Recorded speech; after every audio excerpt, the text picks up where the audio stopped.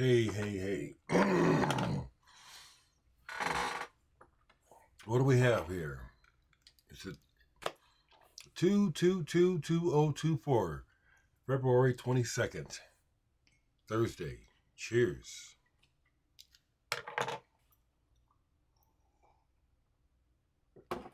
Well, they say ask and you shall receive, and I'm experiencing that. Once again, thank you, Bill. And also, I heard from Mauricio. Thank you, Mauricio, for your help with other connections. So tomorrow I am scheduled to visit and interview Steve Hackett. Thank you, Bill.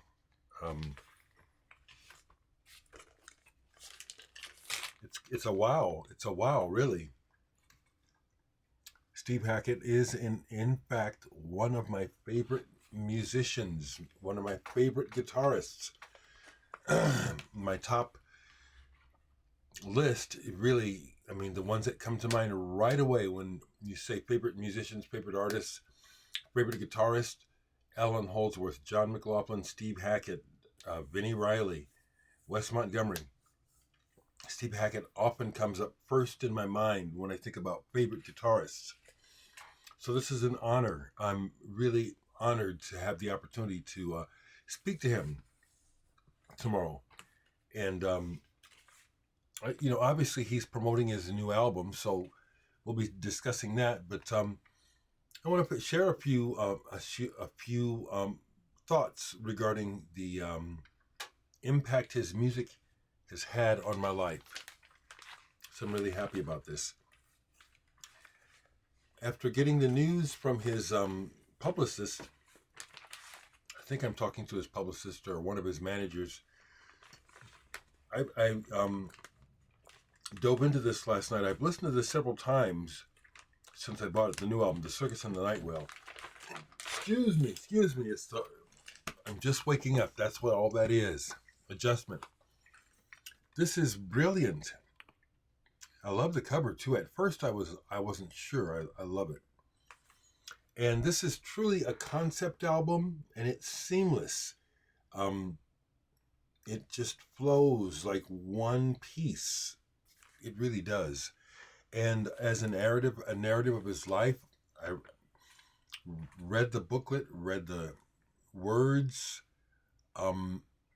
This is an audio cinema. It's a film for the ears, but it's so strong that it really does conjure up strong imagery in the mind as you listen. You know, the way it starts, it's so impressionistic. You know, dialing in the radio, the sound of a train, the child crying that ends up being the first note on the guitar. I think that's what I hear. This is brilliant. So I'm really pleased for the opportunity. Excuse me. But just like with Chester Thompson, these folks are very busy.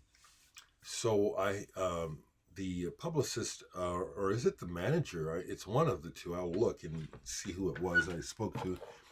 Asked for my phone number just in case. But it's scheduled to happen tomorrow morning at 9 my time, which I like, early. And let me see. Yep, tour publicist. I'm speaking to his publicist. So once again, Bill explained that he's been in the business. So thank you. I love this. I really do. And with regard to other interviews, I'm not really seeking them. Like, people are making suggestions. If that artist expressed interest and they contact me through their people, I'd probably pick up on it. But like, for example, John Etheridge of Soft Machine, yeah, I could talk to him, but is it something I'm seeking out? No. Now here's one. I don't collect their music, but I've met him, and I think of him. I I think I like this person. Flea of Red Hot Chili Peppers. I'd have him on if he'd like to be on. He strikes me as a genuine cat. And like I say, when I met him years and years ago, his vibe was good. So he'd be someone out of the seeming left field for Dereck who I would talk to. Part of what triggers that is I see that Kamasi Washington just performed with the Chili Peppers live, and there's a clip on Instagram. And I've met Kamasi a couple times. Good dude. So yesterday, besides chores and other stuff that we do on a regular basis, I did get a chance to play a couple records. And I've been meaning to get back to this. Boris, Heavy Rocks. I think this is the third version of it, or third incarnation of Heavy Rocks. They're not all the same. This is my favorite color, orange. So this band intrigues me. They're really pretty cool, actually. They are. I listened to all four sides of this and just got caught up in it. It's a bit of a trashy sound on the surface when they play the heavy stuff. The sound of the drums it's like it would sound in a garage, literally. But this band is extraordinary. At one point, I didn't look which side it was, but at one point, Wata, the guitarist, goes to start a solo, and it caught my attention. It was like, what is she doing? It went from sounding like a guitar to sounding like an unembodied human voice. It was like, and then she does it again. She whoops up to this note, and it's like, whoa, how is she doing that? That's unusual. They're a very interesting band. I have never heard a guitar sound like that. I had to put it back. It's like, what did she do? It's a very interesting phenomenon. I like that about music, in that it's just weird. Music is weird, and I love it. Arthur, if you see this, I received your latest gift, a celebration of Keith Jarrett, but it doesn't play. My computer doesn't play Blu-ray, and my Blu-ray, it spins up the first part, the disclaimer or the warning, but I can't even get to the menus. It doesn't play. But thank you, as always, for sharing with me. Excuse me, people. Thank you so much.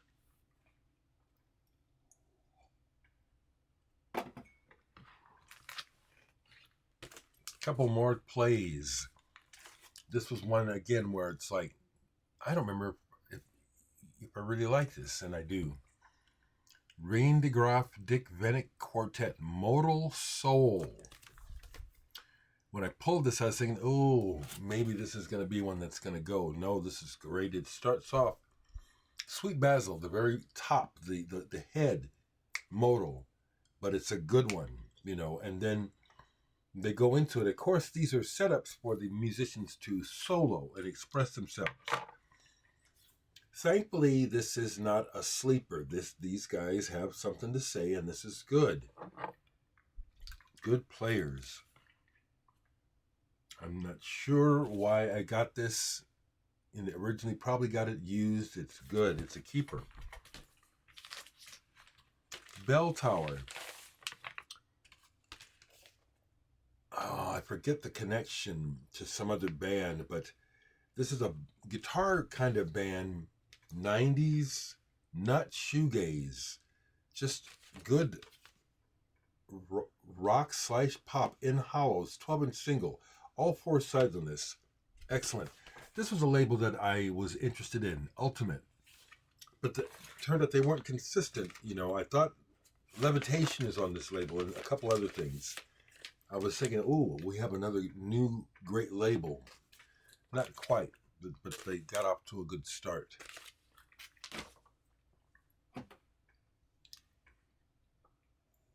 I love coffee.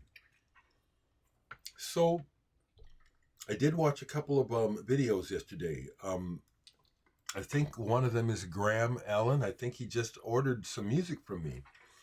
But apparently there is a thread going on, a prog thread.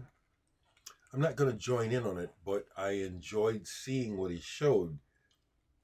He only had a couple of records I don't have. I have a lot of the what you almost call standard prog albums. I have them. And then there's some that I don't want, like some of the Kansas albums and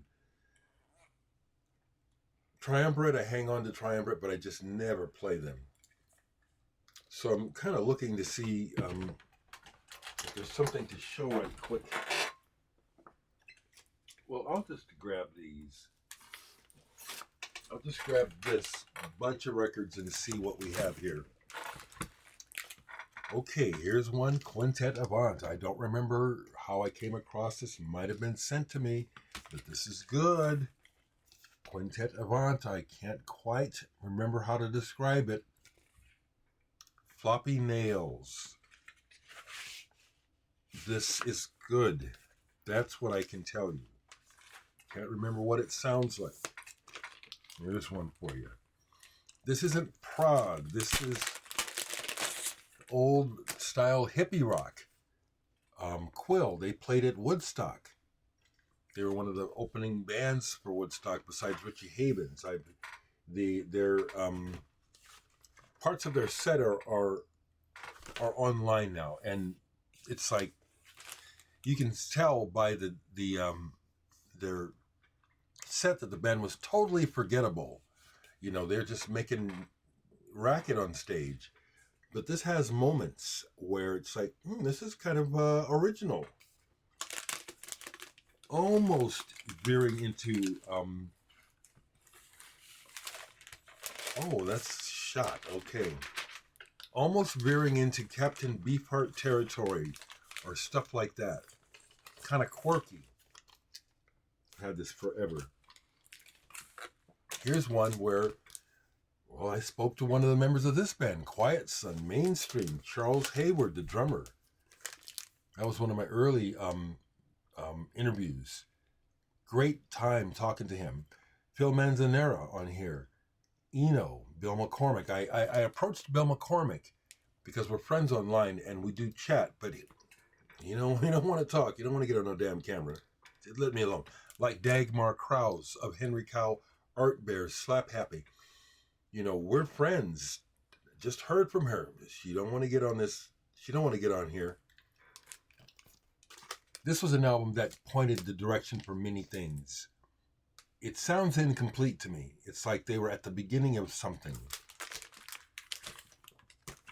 Quicksilver Messenger Service. Okay, so to go back right quick. As a kid, I was intrigued by the guitar. When Cream happened, George Harrison's guitars intrigued me as very young. But when Cream happened, Sunshine of Your Love, and then when I heard on the underground radio the extended Spoonful, Eric Clapton, he was a magic to me. But the other guitar player back then that really impressed me besides Clapton was this guy, John Cipollina of Quicksilver.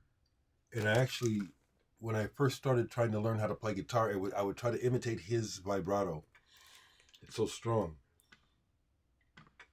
Once again, records I don't play often, but these are keepers. And this one, the first one, if you haven't heard this, you know, people talk about the Grateful Dead embodying the West Coast thing. Quicksilver, right up there with the Grateful Dead. You should know this music if you are into that. And even if you're not, they're a great American band. And I have this one. There's another one that has a similar cover, Just for Love, which if I come across it still, I'll get it. This is the Dino Valenti version. And there's that story regarding Dino ending up in prison or something.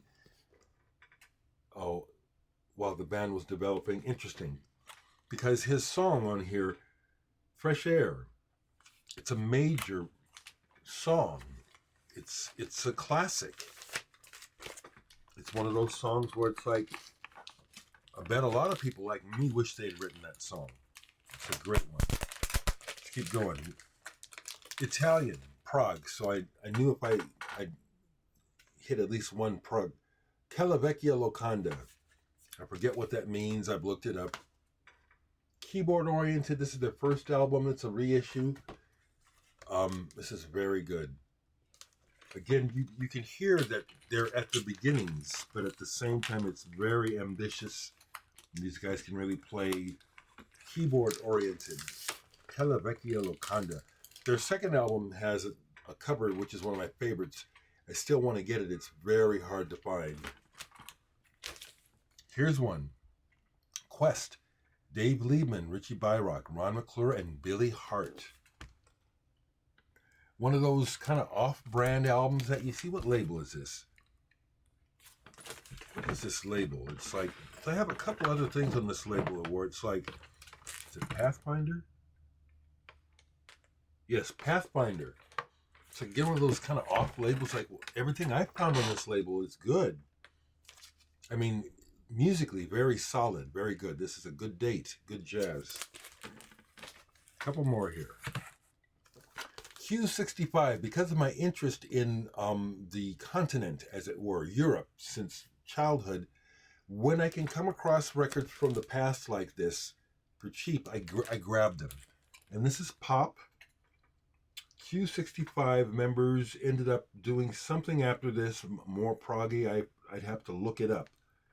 I can't tell by just seeing the names. This is, if I remember correctly, this is kind of like soul.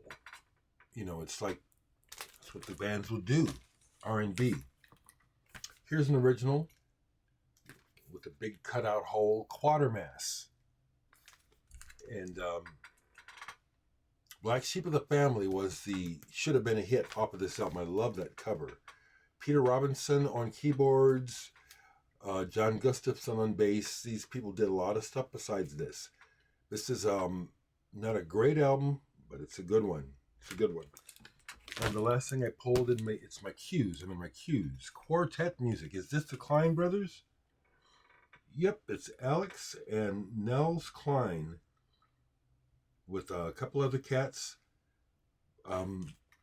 This is I'd have to play this, but this is kind of like acoustic alchemy, that sort of thing. I'd have to play it. I know it's good though. Quartet music. There's some records for you folks. So yes, I'm excited to have these opportunities. I used to dream about this, quite honestly. I would have dreams about encountering my favorite musicians. And many years ago, I don't know how many years ago it was, that I had this thought that, so much time has passed that, by the time I get a chance to speak to any of my musical heroes, they'll all be close to death. We'll all be old men. And this is exactly what is happening. I foresaw it. I'm just glad that it's happening. Wish I could have spoken to Ryuichi Sakamoto before he passed away. So these are golden opportunities. We're all headed for the exit. So I'm glad this is happening. Steve Hackett, one of my favorite guitarists. Am I going to have a Steve Hackett day? To a degree, yes, because I just love his playing. So I'm going to dive in and play some Steve Hackett today.